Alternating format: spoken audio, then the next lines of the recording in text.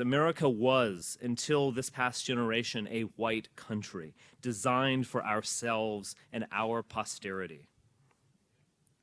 Number one on the agenda, master an understanding of racism, white supremacy. If you understand it as a system, the system, thank you, was designed for their genetic survival.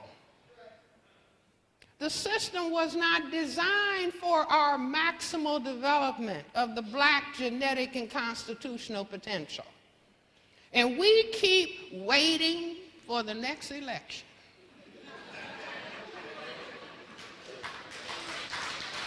Thinking that somebody is going to come in and take care of us. Do you all understand? That's not what the system is about. See, just like we thought when we were formerly enslaved, that just take off the chains and we're sure everything is going to be okay. From all that suffering that our ancestors endured. And they took off the chains, and the next thing we knew, they had put some laws in place to do what the chains did.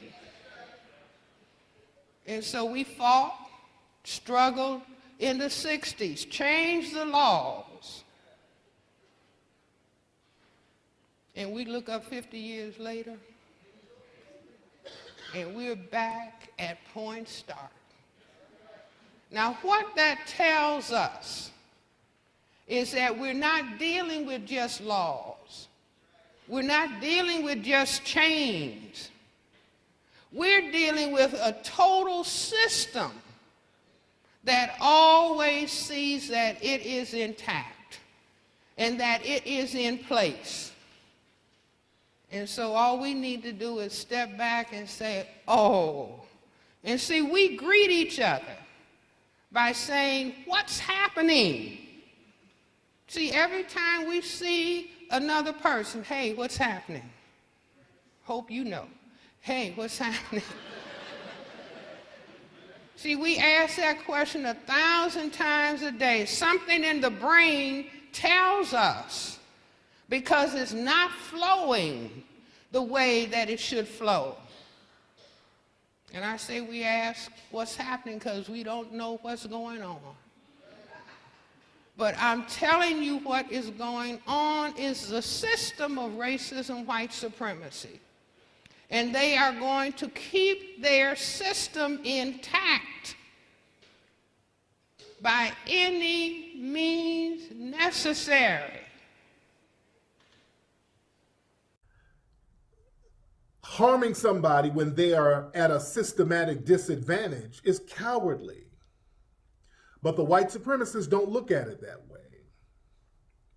They need a system that cripples others in order for them to thrive. So is it fair to say you've got Chads and Stacys up here, normies down here, and then you've got celebs who believe that they are being repressed? Incels, sorry. Yes. Incels who believe they're being suppressed or repressed, yes. and so as a result, to even the playing field. Yes. They convert the Stacys and Chads from living to dead, and to so make that we come out on top. America was, until this past generation, a white country designed for ourselves and our posterity. It is our creation. It is our inheritance, and it belongs to us.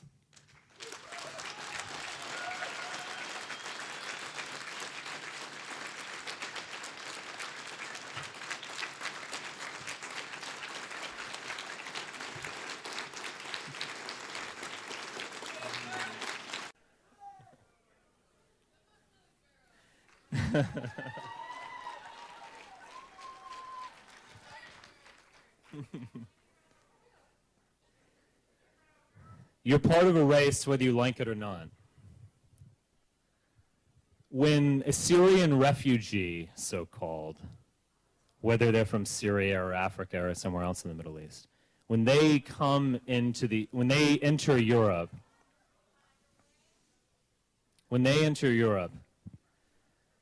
they don't look at anyone as, oh, looky there.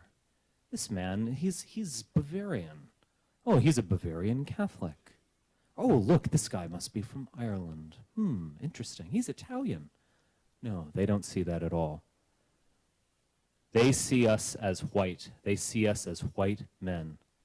They see us as a race, and our enemy can define who we are, whether we want to define ourselves as such or not. We are white. So that is the foundation of identity. You can go up, you can look at elective identities. I'm into weightlifting, I'm into Star Trek. And you can keep going down.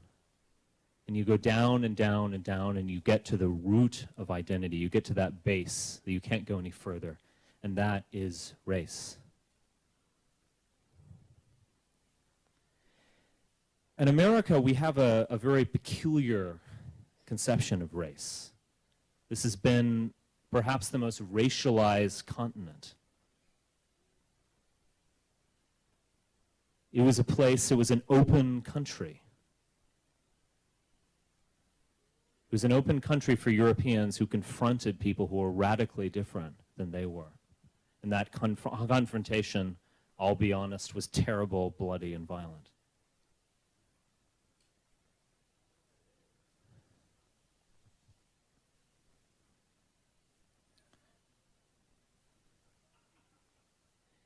It was terrible, bloody, and violent. But we conquered this continent.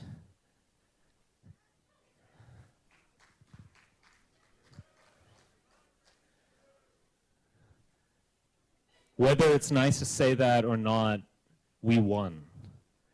Well, look, he's a sociopath, and sociopaths are inherently cruel and sadistic. They get pleasure from the pain of others because it's a way to demonstrate their dominance. It was terrible, bloody, and violent. But we conquered this continent.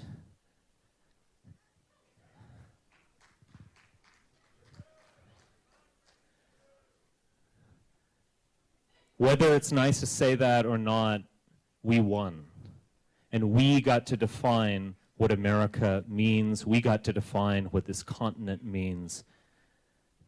America, at the end of the day, belongs to white men.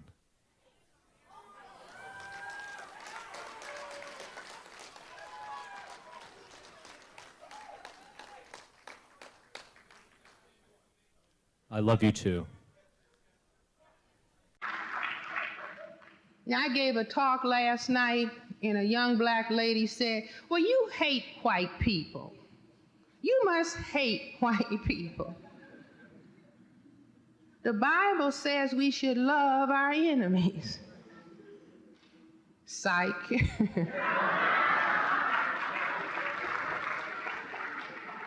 See, it's not about hate. I'm not talking tonight about hate. I'm talking about decoding the game that's on the white side of the chessboard. I'm talking about understanding why we have lost the last 1,000 tournaments. Because we were not told what the real game on the table was really all about. I say that the IQ that black people should be interested in is the WS in parentheses R IQ. That's the white supremacy racism IQ. How much do we understand about what white supremacy is and exactly how it works? Because it is deadly. We can call it the deadly science. The deadly science. Saw him standing in the parking lot, and I saw him popping people off. I was inside the produce department, which is right by the front door, and I saw him popping people off, and I was like, you know, this is crazy. So when to deter him, I started just chunking bottles. I just started throwing random bottles at him. And I'm not a baseball player, so one went this way and one went that way. And then one went right towards him, and then that's when he saw me and just started, and I ducked and I was behind the chips, and so I ducked, and he just boom, boom, boom, boom, boom, boom, started firing off rounds at me, and I was like, oh my God, this guy's shooting at me. And then so when I got hit, it was like somebody put a hand grenade in your back and pulled the pin. That's basically what it felt like. And then so I was like, oh my God, I got to get up. I got to get up, get up, get up, get up.